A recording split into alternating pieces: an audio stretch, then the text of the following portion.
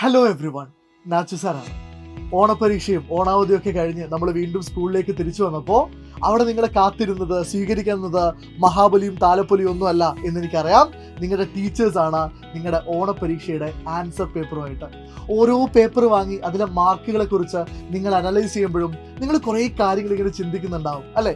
കുറച്ചുകൂടെ നന്നായി പഠിച്ചിരുന്നെങ്കിൽ, കുറച്ചുകൂടെ സമയം ഇൻവെസ്റ്റ് ചെയ്തിരുന്നെങ്കിൽ, ആ ചാപ്റ്റർ ഒന്നുകൂടെ നന്നായി റിവൈസ് ചെയ്തിരുന്നെങ്കിൽ എന്നിങ്ങനെ ഒരുപാട് വാട്ട് ഈഫുകൾ നിങ്ങൾക്ക് മുമ്പിൽ ഉണ്ടാവും. പക്ഷെ എപ്പോഴും നമ്മൾ ഈ കഴിഞ്ഞ കാര്യങ്ങളെക്കുറിച്ച് ഓർത്ത് ടെൻഷൻ അടിച്ച് അതിനെക്കുറിച്ച് ഓർത്ത് റിഗ്രറ്റ് ചെയ്തിട്ട് പ്രത്യേകിച്ച് ഒരു കാര്യമില്ല.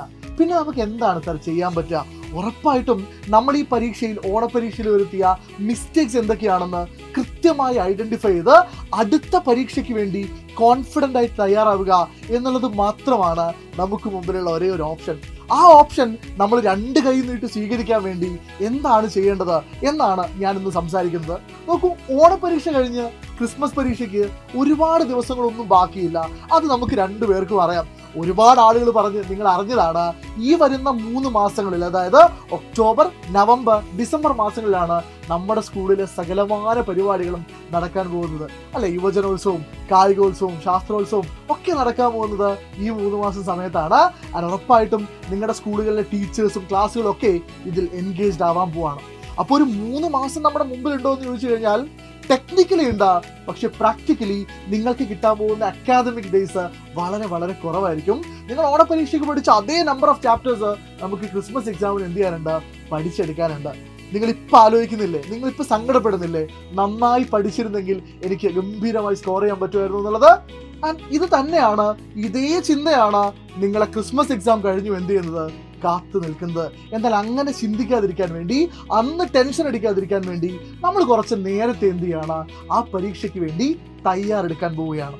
എപ്പോഴും ഒരു വലിയ പരീക്ഷയ്ക്ക് തയ്യാറെടുക്കുന്ന സമയത്ത് നിങ്ങൾക്ക് ഏറ്റവും സിസ്റ്റമാറ്റിക് ആയ, ഏറ്റവും മികച്ച ഫാക്കൽറ്റീസ് എന്നുള്ള ഇൻസ്ട്രക്ഷൻസ് അല്ലെങ്കിൽ അവരുടെ അഭിപ്രായം കൂടെ വളരെ ഇമ്പോർട്ടൻ്റ് ആണ്. സോ എങ്ങനെയാണ് നമ്മൾ ഈ പരീക്ഷയ്ക്ക് വേണ്ടി അത്രമേൽ സിസ്റ്റമാറ്റിക്കായി തയ്യാറെടുക്കേണ്ടത്? ഏത് രീതിയിലാണ് ഈ ചാപ്റ്റേഴ്സിനൊക്കെ അടിപൊളിയായി നമ്മൾ പഠിച്ച് എക്സാം ഓറിയൻറ്റഡ് ആയി നമ്മൾ ഒരുങ്ങാൻ പോകുന്നത് എന്നൊക്കെ ഡിസ്കസ് ചെയ്യാൻ വേണ്ടി നിങ്ങൾക്ക് ഏറ്റവും പ്രിയപ്പെട്ട ടീച്ചേഴ്സ് സെപ്റ്റംബർ 28-ാം തീയതി വൈകുന്നേരം കൃത്യം 8 മണിക്ക് ഒരു വെബിനാറിൽ വരുന്നുണ്ട്. നമുക്ക് വെബിനാർ എന്ന് പറഞ്ഞാൽ എന്താണ്? നിങ്ങൾക്ക് ഓൺലൈനായിട്ട് ആക്സസ് ചെയ്യാൻ പറ്റുന്ന ഒരു ഡിസ്കഷൻ പ്ലാറ്റ്ഫോമാണ്. സോ അവിടെ നിങ്ങൾക്ക് എന്ത് ചെയ്യാം? ഈ ചോദ്യങ്ങൾക്കുള്ള എല്ലാ ഉത്തരവും നമ്മൾ എവിടെ എന്ത് ചെയ്യും? ഡിസ്കസ് ചെയ്യും. സോ ആ വെബിനാറിൽ നിങ്ങൾ പങ്കെടുക്കാൻ ആഗ്രഹിക്കുന്നുണ്ടെങ്കിൽ ഈ സ്ക്രീനിൽ കാണുന്ന QR കോഡ് ഉപയോഗിച്ചിട്ടോ അല്ലെങ്കിൽ ലിങ്ക് ഉപയോഗിച്ചിട്ടോ നിങ്ങൾക്ക് എന്ത് ചെയ്യാം? ജോയിൻ ചെയ്യാം. ഈ വിവരം നിങ്ങളുടെ സുഹൃത്തുക്കളോടൊക്കെ നിങ്ങൾ ഇപ്പം തന്നെ പോയി പറയണം. അവർക്കൊക്കെ ഈ വീഡിയോയുടെ ലിങ്ക് നിങ്ങൾ എന്ത് ചെയ്യണം? അയക്കണം. കൂടാതെ നിങ്ങളുടെ പരീക്ഷ, ഓണപരീക്ഷ കഴിഞ്ഞിട്ട് എന്തൊക്കെയാണ് നിങ്ങളുടെ വിശേഷങ്ങൾ, എന്തൊക്കെയാണ് നിങ്ങളുടെ ഫീലിങ്സ് എന്നൊക്കെ എന്ത് ചെയ്യാം? ഒന്ന് ഈ കമൻറ്റ് ബോക്സിൽ അറിയിക്കുക.